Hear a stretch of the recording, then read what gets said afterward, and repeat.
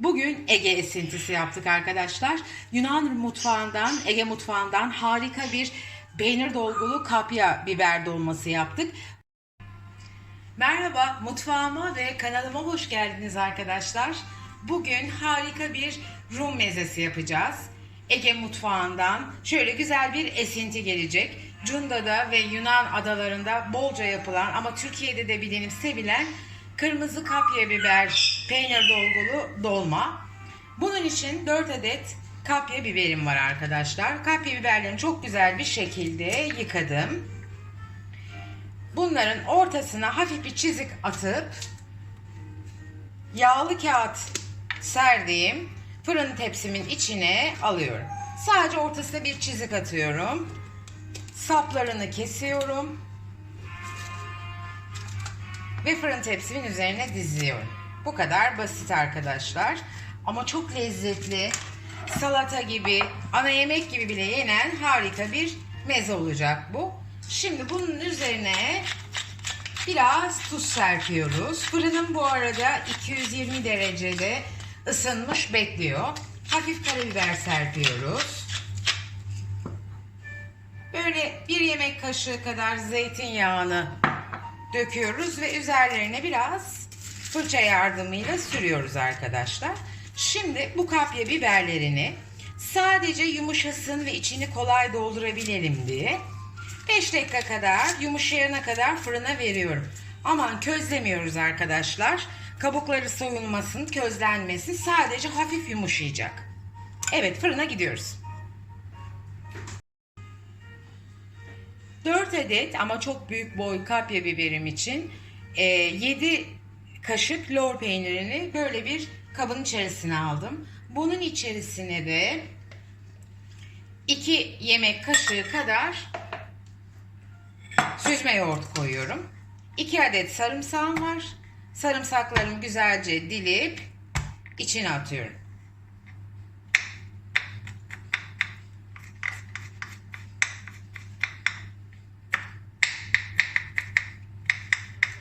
Çok lezzetli, mis gibi ve sağlıklı bir meze. Ara sıcak, soğuk, ana yemek nasıl isterseniz öyle değerlendirebilirsiniz. Ben bayılıyorum buna. Eğer denerseniz sizin de çok seveceğinizi eminim arkadaşlar. Şimdi bir avuç kadar dereotum var. Yoğurda ve peynire, lor peynirine dereotu çok yakışır biliyorsunuz. Hem Türk mutfağında hem de Yunan mutfağında çok da kullanılır. Şimdi bu dereotlarımı minik minik güzelce dildim. Hemen bir avuç kadar, çok fazla değil, lezzet ve koku versin. Biraz da renk katacak. Şimdi buna biliyorsunuz ki dolmalara, zeytinyağlı dolmalara, etli dolmalara çok yakışır. Güzel bir koku, raiya verir. Kuru nanemizi ilave ediyoruz. 1,5 çay kaşığı kadar. Çok hafif tuz koyuyorum. Lor peynirini biliyorsunuz tuzlu olmaz. Süzme yoğurdumuz da tuzlu değil. Karabiber çekiyorum. Mümkün olduğu kadar bütün lezzetler var içerisinde. Şimdi 2 yemek kaşığı kadar da zeytinyağı ilave ediyoruz. Hepsi bu kadar arkadaşlar. Bütün malzememizi güzelce karıştırıyoruz şimdi. Biberlerim sadece bir 4-5 dakika kadar fırında kaldı. Gördüğünüz gibi gayet güzel açıldı. İçini kolay temizlememiz ve iyi doldurabilmemiz için bu önemli. Ama tam pişirmedik, közlemedik. O yüzden bu kıvam çok önemli. Şimdi biberlerin içlerini temizleyelim arkadaşlar. Biberlerimizin içleri çok güzel bir şekilde açıldığı için şöyle bir aparat kaşık yardımıyla minik minik bu kökleri kolaylıkla çıkarabiliyoruz arkadaşlar. Dikkat edin, biraz soğusun, ondan sonra yapın, eliniz yanmasın. Bu kadar kolay ayıklanıyor.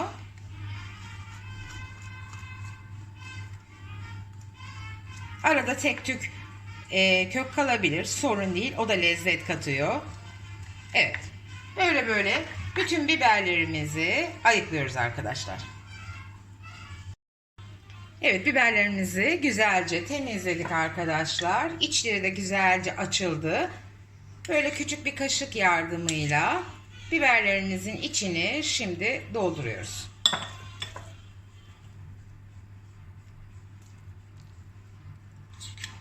Önce çok hafif 5 dakika dediğim gibi fırına atarsanız bu biberleri çok kolay içini temizleyebiliyorsunuz ve doldurabiliyorsunuz. Evet. Doldurduğumuz biberleri de fırın tepsimize tekrar alıyoruz.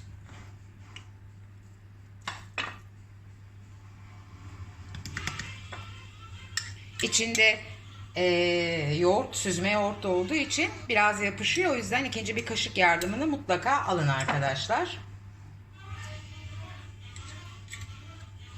Evet, bu da doldu. Bunu da fırın tepsimize koyuyoruz. Bu kadar da kolay, çabuk ama çok lezzetli. Mutlaka denemenizi arzu ederim. Bizim yağlı biber turşumuzu andırıyor ama turşu değil tabi. Daha pratik, hemen yapıp bir saat sonra yiyebiliyorsunuz. Bütün sofralara lezzet katıyor.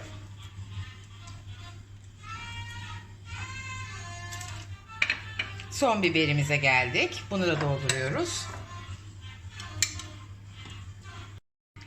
Biberlerimizin hepsinin içini doldurduk arkadaşlar. Tekrar fırın tepsimizin içine aldık. Bir 10 dakika daha son kez fırına giriyor. Biz de o arada sosunu hazırlayalım. Biberlerimiz fırında olurken biz de sosunu hazırlayalım arkadaşlar. Kasemin içerisine yaklaşık 3 yemek kaşığı kadar zeytinyağını alıyorum. Ege mezelerinde zeytinyağı, yarım limon suyu, sarımsak, nar ekşisi, balzamik çok kullanılır arkadaşlar. Yaklaşık bir 2 yemek kaşığı kadar da nar ekşisi aldım. Tekrar söylüyorum. 3 yemek kaşığı kadar zeytinyağı, yarım limonun suyu, 2-3 yemek kaşığı kadar da nar ekşisi. Şimdi biraz da balzamimi ekliyorum. İyice çırpıyorum ki biraz koyulaşsın ve iyice özdeşleşsin. 1 yemek kaşığı kadar da balzamik sirke koydum. Şimdi buna 3 diş sarımsağımı ilave ediyorum. Çok lezzetli olacak. Nefis bir tat. Bibere, közlenmiş bibere çok yakışan tatlar bunlar. Biraz tuz koyuyorum. Biraz karabiber koyuyorum. Evet. Çok az daha karıştırıyorum ve sosumuz hazır arkadaşlar. Biberlerle buluşmayı bekliyor. Evet arkadaşlar, nefis biber dolmalarımız fırından çıktı. Şimdi servise alalım. Harika görünüyor gerçekten. Biberlerimizi servis tabağına aldık. Şimdi bu hazırladığımız sosu hepsinin üzerine 2'şer kaşık olmak üzere döküyoruz. Bunu ara sıcak olarak da yiyebilirsiniz arkadaşlar. Soğuk olarak da yiyebilirsiniz.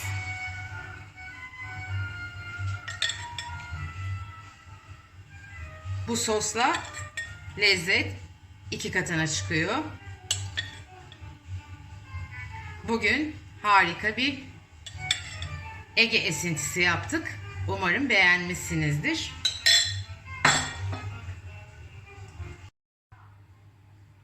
Bugün Ege esintisi yaptık arkadaşlar.